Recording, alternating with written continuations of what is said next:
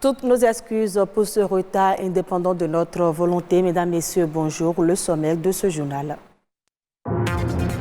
Covid-19, le Bénin compte désormais 54 cas confirmés. L'annonce a été faite par le ministre de la Santé lors d'une rencontre avec les pharmaciens. Il a également annoncé la subvention de la chloroquine par le gouvernement. L'ail, un allié de taille souvent utilisé dans la gastronomie pour rehausser la saveur de nos plats. Il est également utilisé pour lutter contre de nombreuses maladies infectieuses.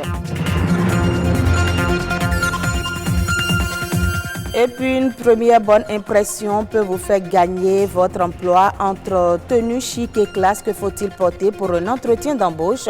Un spécialiste nous aide à faire un bon choix.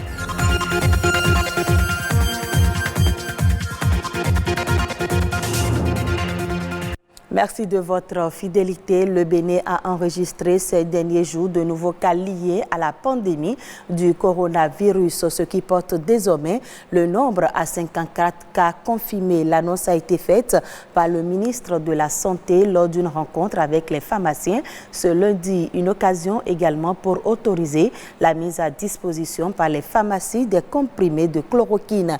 Les détails avec Émeric Okupeli et Jules Akoiko. La pandémie liée au coronavirus continue de se propager au Bénin et le gouvernement se mobilise davantage pour contrecarrer le mal. Cette rencontre du ministre de la Santé avec les pharmaciens s'est focalisée sur 3 points essentiels. À ce jour, le Bénin compte au total 54 cas confirmés, répartis comme suit.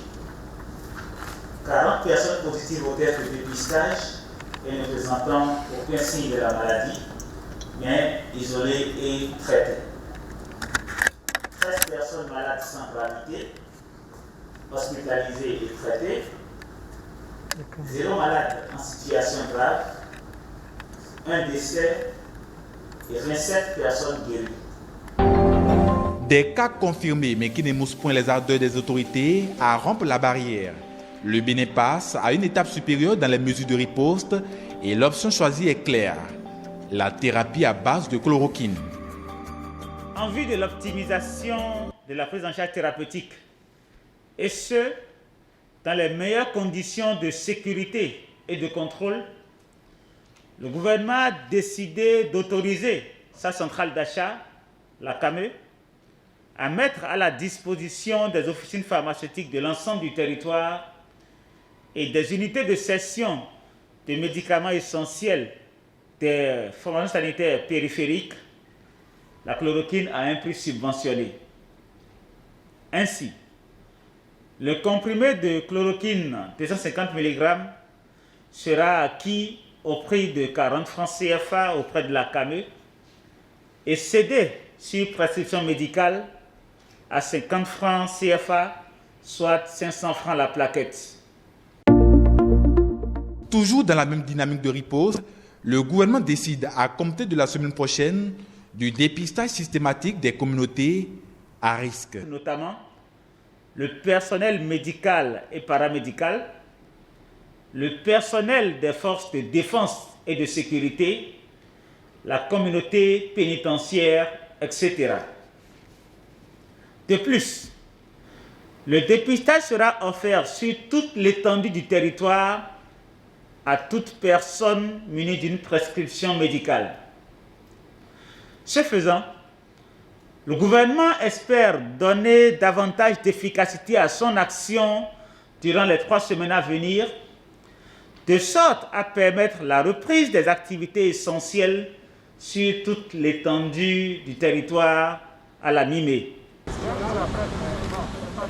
Des reconnaissances et encouragements, le ministre Benjamin Mpati en a renouvelé au corps médical et à tous les acteurs du secteur. Il a par ailleurs exhorté à l'observance stricte des gestes barrières pour relever le défi de l'éradication du Covid-19. La pandémie du coronavirus est également au menu de la nation. En bref, un condensé de l'actualité nationale réalisé par Omolade Soné.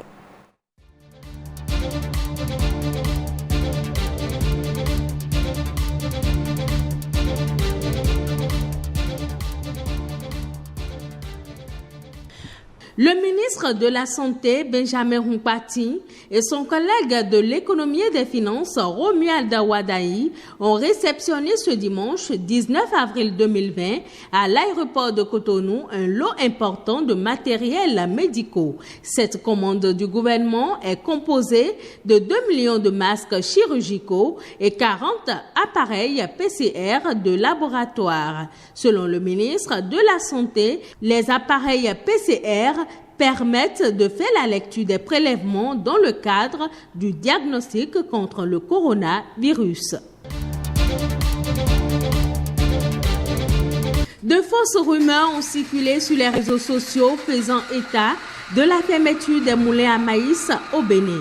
Le ministre de l'Intérieur dément l'entorse dans un communiqué publié ce dimanche 19 avril 2020. Selon lui, le gouvernement béninois n'a pris aucune mesure officielle à ce sujet. Saka Lafia précise que les moulins sont bien autorisés à ouvrir leurs portes à leurs clients sur toute l'étendue du territoire national.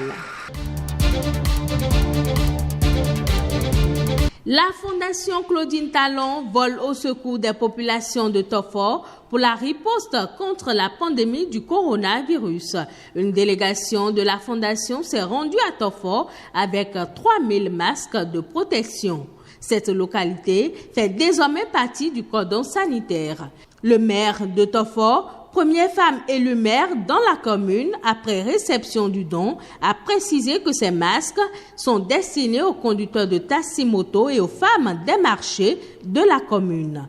Et parlant justement de marché, celui de Kassoua, dans la commune de Waké, ne pourra plus s'animer. Cette décision a été prise par le préfet du département de la Donga en raison de la pandémie du coronavirus qui sévit actuellement dans le monde. Ce marché est animé par les usagers qui proviennent des pays frontaliers tels que le Burkina Faso, le Togo et le Niger, où le taux de cas confirmés est un peu élevé. Pour éviter l'introduction de nouveaux cas de coronavirus au Bénin par les usagers du dit marché, le préfet a pris la décision de le fermer.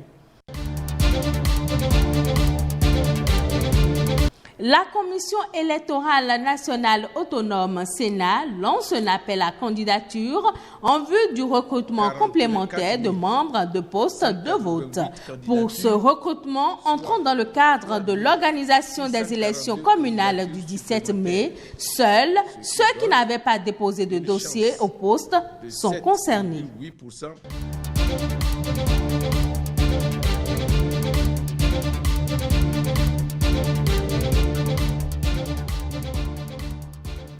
Autre élément dans ce journal, l'ail est consommé partout dans le monde. Il est connu de tous pour rehausser la saveur des plats. Mais ses bienfaits ne sont pas que gustatifs. Selon certaines personnes, l'ail aurait des effets bénéfiques sur la santé. Quelles sont les vertus de l'ail? Réponse dans ce reportage de Stéphanie Dekbemandora. Très parfumé et très remarquable par sa senteur assez forte et piquante, l'ail est une espèce de plante potagère vivace à odeur et au goût fort. Il fait partie des ingrédients les plus utilisés dans la cuisine. En effet, si l'ail sert le plus souvent à donner du goût aux aliments, il possède d'immenses propriétés médicinales.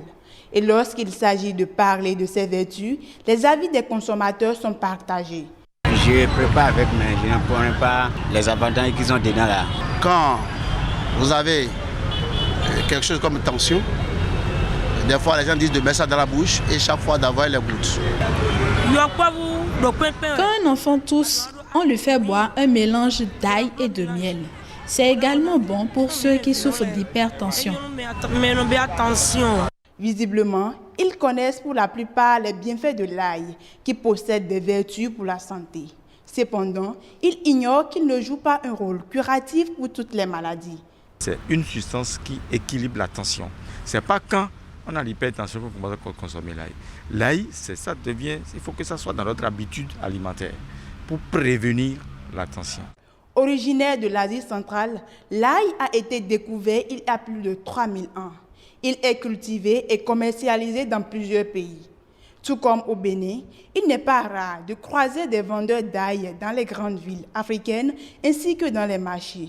Une de ces gousses est une cartouche de vitamines et minéraux qui permettent à l'organisme de guérir ou de se défendre contre certaines maladies.